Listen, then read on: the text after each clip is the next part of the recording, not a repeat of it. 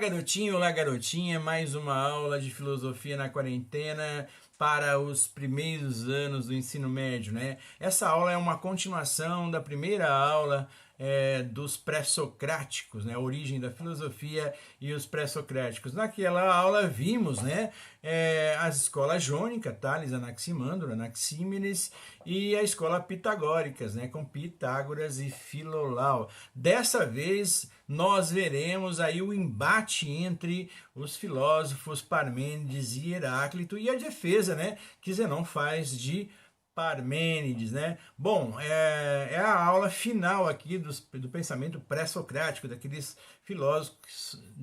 filósofos que vieram antes de Sócrates, tá bom? Ficam todos, então, com o ambiente do PowerPoint e tenham todos uma boa aula. Saudações a todos e a todas. Mais uma aulinha de filosofia na quarentena para o primeiro ano do ensino médio, né?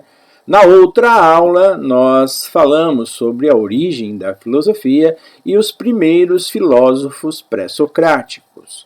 Estudamos a escola jônica, Tales, Anaximandro e Anaxímenes, e vimos que eles se preocupam com uma partícula única, né? Aquilo que estaria na origem de todas as coisas. Também vimos a escola pitagóricas, com Pitágoras e Filolau, né? Hoje nós veremos o embate entre Parmênides e Heráclito e a defesa que Zenão faz de Parmênides. Trata-se da escola eleática. No final falaremos sobre a escola pluralista com Empédocles e Anaxágoras e também sobre os atomistas.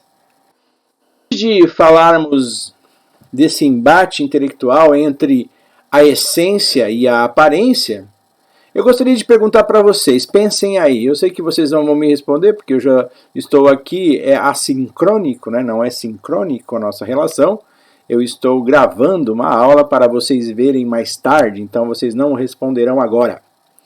Mas eu queria que vocês pensassem o seguinte, o mundo é aquilo que eu vejo ou o mundo é aquilo que eu penso? Eu poderia perguntar de outra forma, as coisas são como são ou elas estão em constante transformação? E se estão em constante transformação, será que elas são? Você viu que o negócio não é tão simples, né? Então aí se inaugura o pensamento metafísico, não com esse nome. A palavra metafísica vai aparecer muito mais tarde, ali no final da Idade Média, né? Mas vamos tentar entender então o que eles querem dizer com esse negócio de aparência e essência. Vamos começar então por Heráclito de Éfeso, o homem da mudança. Ele acredita que as coisas estão em constante transformação. Suas reflexões tratam sobre o mundo e está em estado de contínua mudança, a luta entre os contrários, né? O quente e o frio dando morno e etc. Está impregnado de constantes opostos, né? O ser é e não é ao mesmo tempo, porque ele está em constante mudança. Tudo flui, tudo está em movimento e nada dura para sempre. O pantarrei de Heráclito que a gente vai ver daqui a pouco. Não podemos entrar no mesmo rio duas vezes, e a essência de todas as coisas é o fogo. E ele introduz a ideia de que os sentidos nos enganam, né? Aquilo que eu vejo nem sempre é o que é, porque ele está em transformação. Então eu não consigo definir um estado atual da coisa, né? Olha, isso aqui é um mouse, mas amanhã ele vai ser sucata, então ele está em transformação. Não dá para você firmar a sua atenção. Meus sentidos vê que é, mas eu sei que ele está em transformação.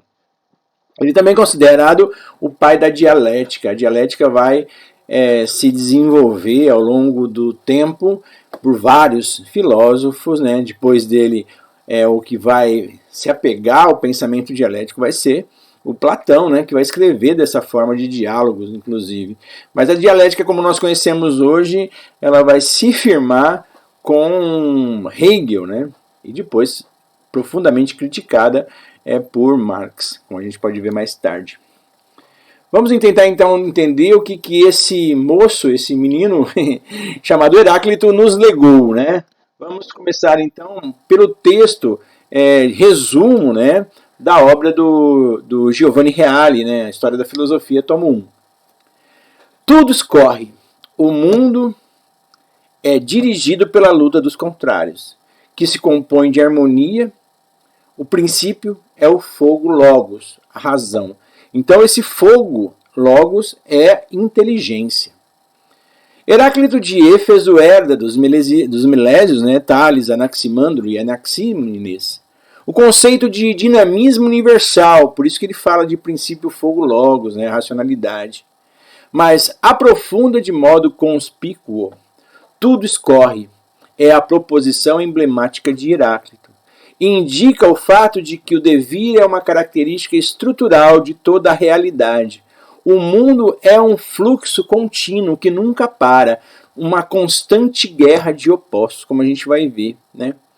Não se trata de um devir caótico, mas da passagem dinâmica ordenada de um contrário a outro. Então, há uma ordem racional, há uma maneira de se determinar esse dinamismo de uma forma organizada.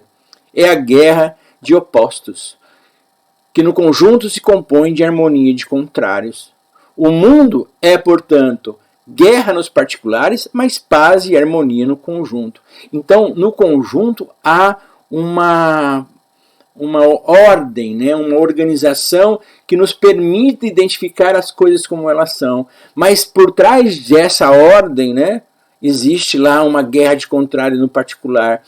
Aqui o fogo ordena o quente e o frio de cada partícula, transformando numa partícula intermediária, que seria lá o morno, né? O princípio para Heráclito se identifica com o fogo, que é perfeita expressão do movimento perene.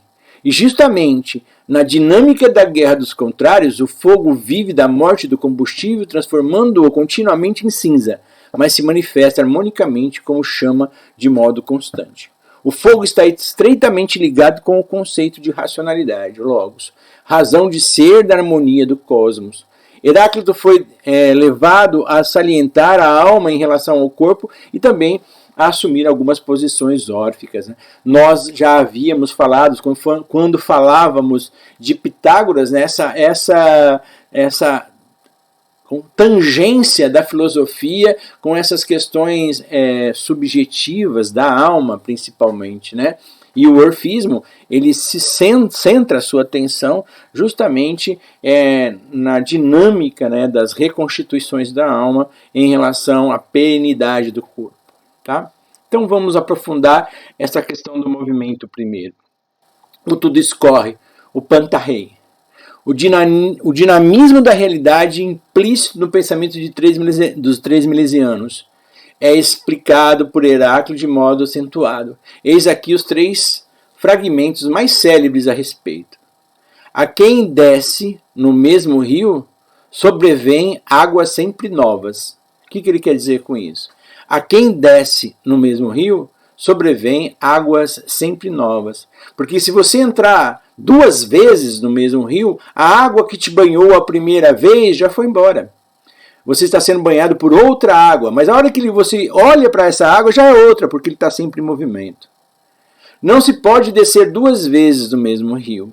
E não se pode tocar 2 vezes uma substância mortal no mesmo estado, mas por causa da impetuosidade e da velocidade da mudança, se espalha e se reúne, vem e vai. Então é impossível identificar uma coisa 2 vezes sobre o mesmo aspecto, porque ela já vai ser outra na segunda vez. Não dá para você tocar a mesma matéria, sendo que você toque a mesma matéria 2 vezes, porque a segunda vez essa matéria já se transformou. Parece assim meio doido, mas é assim que funciona. Você olha para você agora e pega uma foto sua de 20 anos atrás. O que aconteceu, né? Este você que é agora, o você, não é o mesmo você que era 20 anos atrás.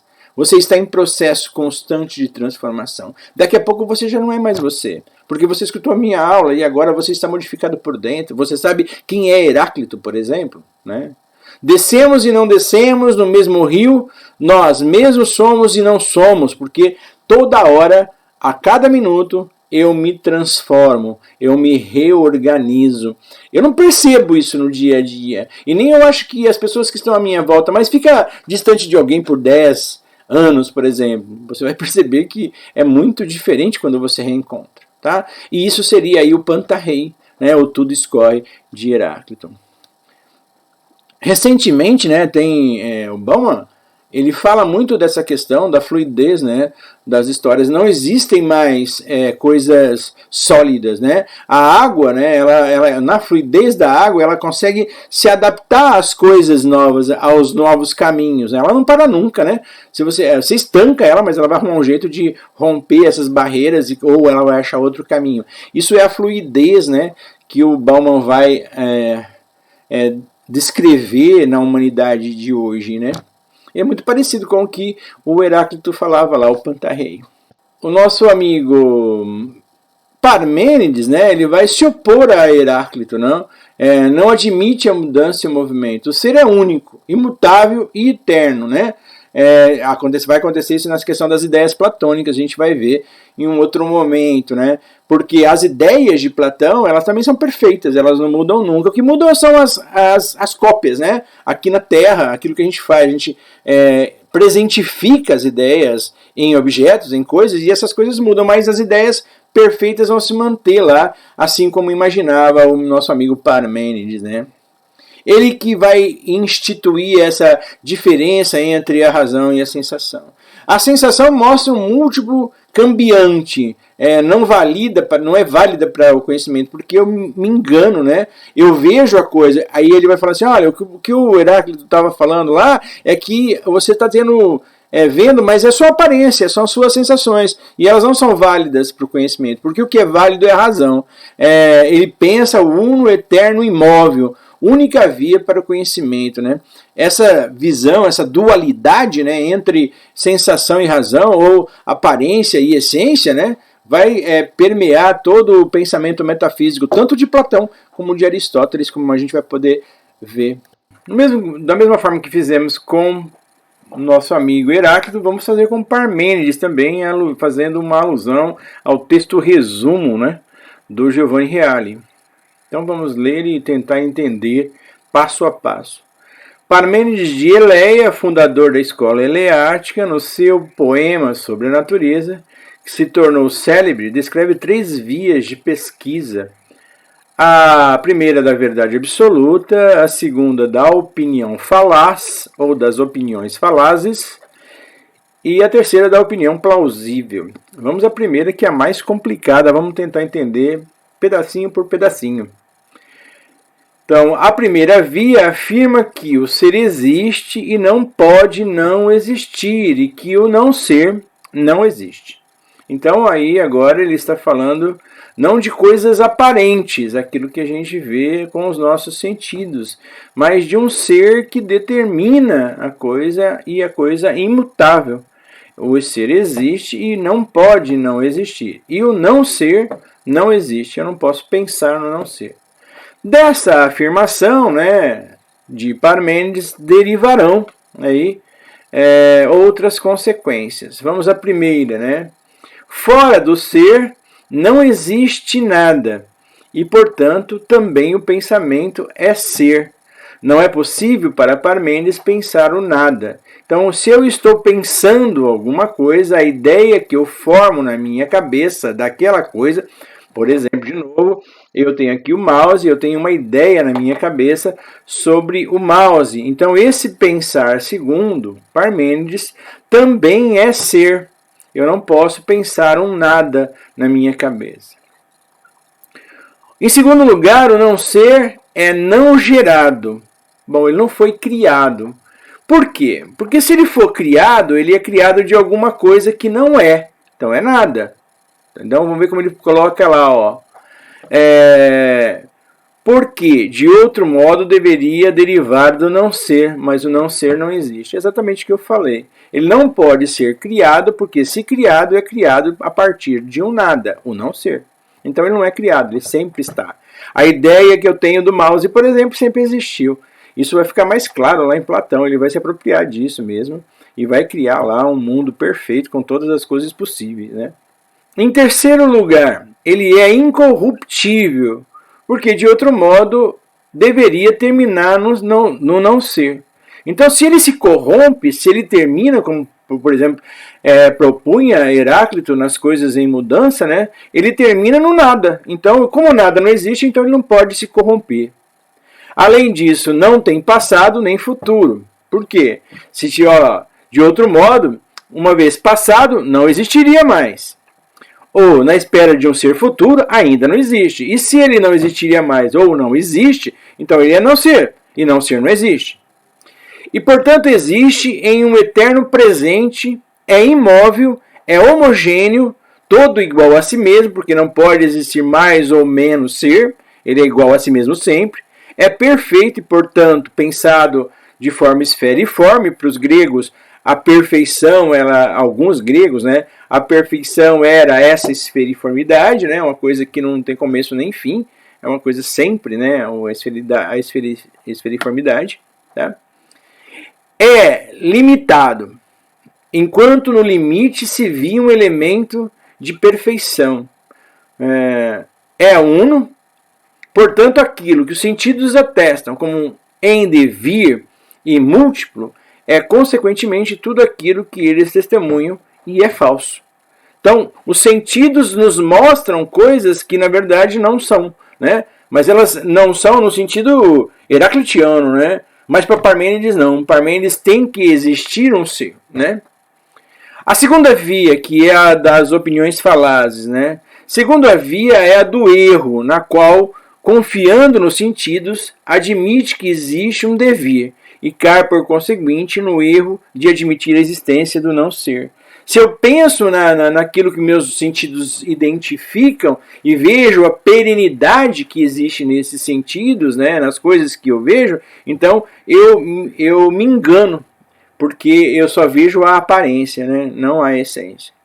E a terceira via procura, de certa forma, fazer um meio campo aí entre as duas primeiras, né? Reconhecendo que também os opostos, como a luz e a noite, devem identificar-se com o ser. A luz é, a noite é, portanto ambas são, ou seja, coincidem no ser. Os testemunhos dos sentidos devem, portanto, ser radicalmente repensados e redimensionados em nível de razão. Eu tenho aí, então, nesse confronto, né, duas situações. No primeiro momento, coisas que se modificam à minha vista, mas que para eu compreendê-las, eu tenho que ter uma coisa sólida, uma coisa que permaneça, né? Então, Heráclito vai ver esse devir, essa transformação contínua, e Parmênides vai identificar alguma coisa de fixo que permita eu afirmar a verdade, tá bom? Agora a gente vai ver Zenon, né? Zenon de Eleia, né? Que ficou famoso aí por ser defensor de Parmênides e por ter lançado o paradoxo, né? O paradoxo de Zenon, né? Em uma corrida, o mais lento nunca será alcançado pelo mais rápido. Argumentos através de paradoxos, né? Indicador de dialética. Na verdade, ele vai levar isso ao absurdo, como a gente vai ver lá, né? O paradoxo de Aquiles e a tartaruga, segundo a qual o corredor nunca alcançará o animal. Uma flecha em voo está a qualquer instante em repouso. Argumento contra o movimento. Seria mais ou menos assim, né? Se eu lanço a flecha, para ela chegar no ponto final, ela tem que passar pelo meio. Só que ela quer chegar no meio, tem outro meio, e tem outro meio, tem outro meio, então ela nunca vai passar pelo meio, né? E aí então ela não chegaria, teoricamente, no seu objeto, nem Aquiles conseguiria passar a tartaruga, né? Características atribuídas aos deuses, a eternidade, o uno, a forma esférica, nem limitado, nem ilimitado, nem móvel, nem imóvel, né? Então são as ideias de Zenon. Vamos ver no Reale como aparece, né? Zenon de Eleia, discípulo de Parmênides, defendeu a teoria do mestre e, em particular, a tese da não existência do movimento e da multiplicidade, mostrando a inconsistência e a contraditoriedade das posições do adversário, ou seja, daqueles que admitem a pluralidade e o movimento das coisas. Criou o método da refutação dialética da tese oposta à tese que se quer sustentar, aquilo que depois chamavam de demonstração pelo absurdo. muito famosos se tornaram alguns argumentos seus, em particular o chamado de Aquiles e o da flecha, né, que eu acabei de falar aí, tá? Aí uma passagem do Sócrates, né, para demonstrar a demonstração do absurdo das teses do eleatismo, né? Zenão desempenhou a função de atacante dos adversários da escola eleática.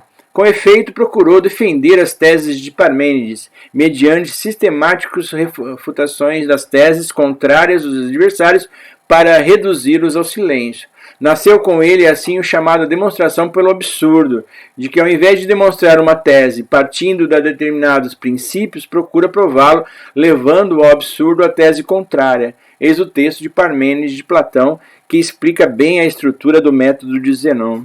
Vamos tentar aí. É o Sócrates falando, né? Compreendo, Parmênides de Sócrates, que o nosso Zenão não quer ganhar o teu afeto apenas por outras coisas que não a amizade, mas também com o escrito. Com efeito, em certo sentido, escreveu o mesmo que escreveste. Todavia, provocando a direção, procura iludir-nos de que está dizendo algo diferente. Tu, com efeito, no teu poema dizes que o todo é uno, e disso apresentas provas belas e boas. Zenão, por sua vez, diz que os muitos não existem, e também ele aduz provas bastante numerosas e grandes. Pois bem, o fato de que um de vós afirme o uno e o outro, ao contrário, negue as muitos, o que cada um de vós fala de modo a parecer não estar dizendo a mesma coisa, embora dizendo quase a mesma coisa, dá-nos a impressão de que os vossos discursos estejam acima de nós. Sim, Sócrates, respondeu Zenão. Contudo, não comptastes inteiramente a verdade do meu escrito, mas como as cavelas de Lacônia, ensinas bem a encontrar os vestígios das coisas ditas. Todavia, antes de tudo, te foge disto, que o meu escrito não tem de fato a pretensão de ser escrito como o propósito do que dizes, e de que modo a torná-lo obscuro aos homens, como se uma grande coisa fosse levada à realização. Tu, porém, falas de algo de marginal, enquanto, na verdade, essas coisas são um socorro ao discurso de Parmênides contra aqueles que procuram torná-lo cósmico, sustentando que se o uno existe. Disso deriva que o discurso sobre muitas consequências ridículas em contrastes com ele. Por isso, esse escrito refuta objeções contra aqueles que afirmam que os muitos existem e contrapõe as mesmas coisas e também outras mais, querendo demonstrar isso que sofri consequências ainda mais ridículas, a hipótese deles se os muitos existem do que a hipótese se o uno existe, caso alguém siga de modo adequado. Então ele está falando que, na verdade, o que ele faz é defender o Parmênides, né? E aí a questão do absurdo, né? Ele vai colocar a questão da racionalidade acima das expectativas da aparência, tá bom? Pluralistas, né? Corrente materialista e mecanicista. A única realidade existente são os corpos e os movimentos, né?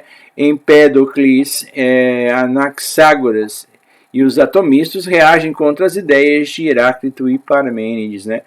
De novo a questão para os elementos da natureza, né? Os elementos originados, fogo, água, ar e terra, trazem novamente para ser conciliado, né? Concilia o pensamento dos seus antecessores. Esses quatro elementos, mesclando-se uns aos outros, formam diferentes objetos, concepções cíclicas do pensamento e da natureza, né? O ser é imutável, né? A questão das espermatas aí, a semente, né? Os objetos surgem quando as sementes estão reunidas de forma tal que no objeto resultante predomina de uma espécie determinada.